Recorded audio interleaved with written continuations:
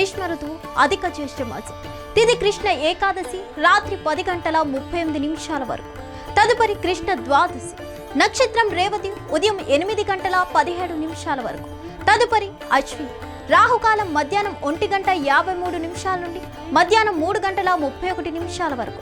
దుర్ముహూర్తం ఉదయం 10:05 నుండి ఉదయం 10:57 వరకు మరియు మధ్యాహ్నం 3:18 నుండి సాయంత్రం 4:10 వరకు.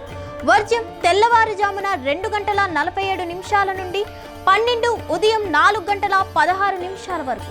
అమృత ఘడియలు ఉదయం 6 గంటల నుంచి ఉదయం 7:31 వరకు మరియు రాత్రి 11:50 నుండి మరుసటి రోజు 12 రాత్రి 1:18 వరకు.